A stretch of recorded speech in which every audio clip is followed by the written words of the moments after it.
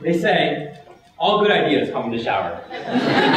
So one day, while I was standing there thinking, I asked myself this one question. Chris, if you died, you got actually what you know in life. What could you tell me? All I could really say was, I studied for my GPA and my SP score. When you die, you're supposed to see all these great memories and flashbacks of yourself. What would I witness? I had nothing or notable flashbacks. And that's why this message is about leaving a mark on yourself. To challenge yourself and to persevere. So while I was sitting in doubt and contemplating life, I drew inspiration from the movie I watched that day, Forrest Gump. Seeing him run from coast to coast gave me the idea that I could cross America and try to raise money for the Red Cross. The problem was that nobody thought that this skinny, arrogant 17-year-old Asian boy could make it across, and so no one supported me. My friends laughed at me, parents scoffed at the idea. So this adventure became a journey of self-discovery instead. I gathered up what I could. I bought a used bike off Craigslist for $100. I patched it up, I fixed it up, and then training started. 10 miles the first day, 20 miles the second, 30 the third, 70 miles on the 7th day of the week. And that was it. And I left. From the Great Plains to the desert flats to the Rocky Mountains. It was all there for me to conquer. 4 days into my trip, I reached the foot of the Appalachians, and all I see is a steep mountain range that stretches for miles. My legs are already tired from the day before. It took me 6 hours to get to the top. But I made it. It started to rain and pour and thunder, but I didn't care because I was a skinny, arrogant 17-year-old Asian boy, and I was not going to let anything stop me. I decided to treat myself to a downhill joyride. I went faster and faster. The scenery started to blur together. The rain bit at my face, the wind rushed through my hair. I felt invincible. All of a sudden, I see a quick switchback, a quick turn in the road. I tried to hit the brakes. I tried to turn the wheel, but it hit gravel and it fell out from underneath me. I tumbled down the side of the mountain for 50 feet or so. I lost all the skin off my hands and knees. And I lay there bleeding.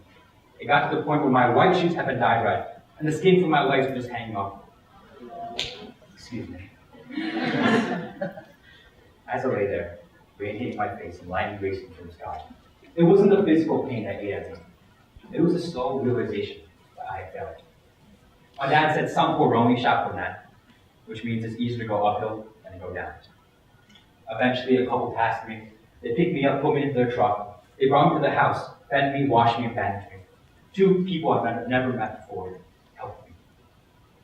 Eventually, my mom came to pick me up. She brought me to Robert Wood Johnson Hospital. The doctor looked at my wounds and said, "Chris, it's over. You shouldn't be biking for at least another month." Well, by then class would have started, and it would be too late. That was my trip. I went home devastated, defeated. But you know what to do in times like these? You take a shower. Because they say all good ideas come in the shower. And so while I was listening to Justin Bieber, I asked myself this question. Chris, if you stopped now, if you gave up now, what would stop you from giving up in the future? I had to keep going. Because I was a skinny, arrogant 17-year-old Asian boy. I did the pain and the scabbing. I trained again and rested up for 1 week. And then I went to where I fell. And I continued fighting. The rest is an endeavor by itself. But this one moment, this one experience holds dear to me. Because it's that moment that I overcame my first obstacle. Along the trip, I ate over 150 cheeseburgers. I slept at churches, fire stations, and a laundromat. Wild dogs chased me. I dived through the index at 121 degrees. But I made some amazing friends along the way. Strangers who lent me a helping hand when they didn't need to. And this is where I started developing my faith in humanity. 3,800 miles, 51 days later, I've crossed the Golden Gate Bridge and I pushed my bike into the ocean. But let me tell you this, it's not this last day that I remember most. It's the difficulties I had to overcome. The moment of inspiration, when you conquer your own barriers, the sensation of surmounting your own fears, is something that you will carry with you for a lifetime.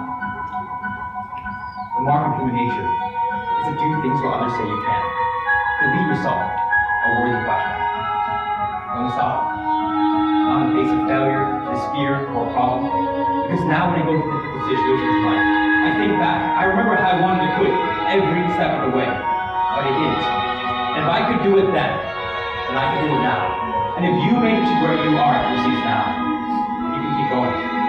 Don't stop. There will always be people who will doubt you and hate you. You might even doubt yourself. But the message I want you to remember today is this.